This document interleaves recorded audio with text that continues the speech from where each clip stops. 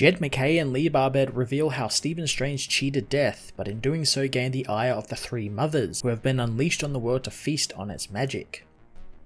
Jed MacKay continues his murder mystery event series by adding in some cosmic horror elements now that Strange is dead and the younger version of the character has shown up as a contingency. I love the little flip of the book and flip of the script seemingly set up by all of these interdimensional invaders coming in at the end of the last issue, and you think that maybe the series is setting up its spin-offs to deal with all of them, with the Avengers and Strange Academy, only for it to be revealed this issue that they aren't invaders and are in fact refugees that don't want to fight. It was a great introduction to the Three Mothers as well, three really great looking monster villains who will no doubt be the big bads of the series and who tease a larger mystery at foot with their child and them seemingly wanting to steal magic, specifically from Clea. I like that Jed also leans into the more zany Strange from the early years of the characters like the 60s and 70s, being that this version of Strange is that version from that time. So we are getting the infamous Zounds catchphrase, which we haven't heard in ages, and just his general cockiness that the older Strange has managed to quell quite a bit. It was fun seeing that sort of bubble to the surface again.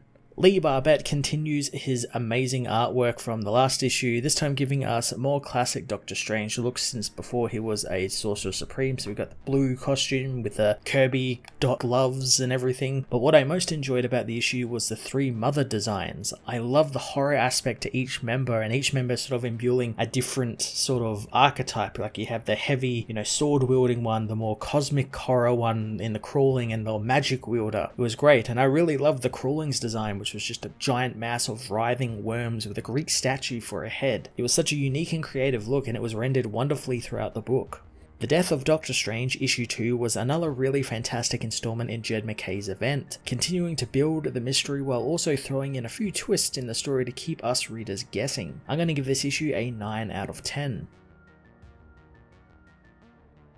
The Death of Doctor Strange issue 2 finds the various forces of other dimensions begin to invade Earth, with each force taking up residence in different parts of the world like the Gobi Desert and Antarctica, as Doctor Strange is resurrected, apologizing for the strangeness in his entrance. Wong, Brother Voodoo, Zelma, Bats, Mordu and Caecilius all know that by his aura, smell and magical signature that this is indeed the Stephen Strange they know, as Strange knows he's obviously been murdered, thinking that Mordu and Caecilius being there means they are behind it. Caecilius is angered since Stephen locked him away in the purple dimension, as Mordo demands to know what is happening. Stephen knows the purple dimension must have been after his time, as he explains that long ago he cut 1 week out of his own timeline, in turn cutting it from his lifespan and hiding it away as a contingency, so that if he ever were to die, a part of himself would be able to remain to ensure his affairs were put in order and his killer would be brought to justice. Zelma meanwhile finds Stephen's Avengers membership card, giving it to the new Stephen, who answers Captain America's call, shocked to see the hero is alive. Cap says that they need his help dealing with these interdimensional threats, as Stephen tells Cap that he isn't the Strange he knew and is just an excerpt from their timeline. He knows to stop the invasion they need the Sorcerer Supreme, asking the other sorcerers who is the Supreme One in this time period. Stephen puts it together that it was actually him, meaning that now he's dead, they have been undone. Stephen gets to work, asking about the invasions and if they are in populated areas and if the troops are moving. Confused, Cap says that they appear to be digging in and they are all in unpopulated areas. Stephen tells him to ignore the threats then, knowing that there is something more to these invasions since they didn't immediately attack like he assumed. He knows that they need to find the cause of this, as Cap says that the Avengers are on the way to him. Stephen hears a voice in his head telling him that they are coming for them and they are needed. Going outside, Stephen catches Clea as she falls into his arms. The hero doesn't know who the woman is, though soon recognizes her as the girl from the dark dimension he once saw. Clea knows that this isn't Stephen, as she reveals all these invaders aren't actually invading, they are fleeing from the Three Mothers. Soon a portal opens nearby, as Clea knows that the Word, the Crown and the Crawling are there and they have her scent. The Three Mothers soon appear, smelling for Clea, as they also sense the magic gathered at the Sanctum. Stephen demands the monsters leave since Clea is under his protection now. Mordu and Caecilius decide to leave, hoping Stephen enjoys dying a second time. One of the Mullers warns the heroes that they have annihilated thousands like Stephen as the Avengers arrive, backing Stephen up. Strange tells Cap to be wary since he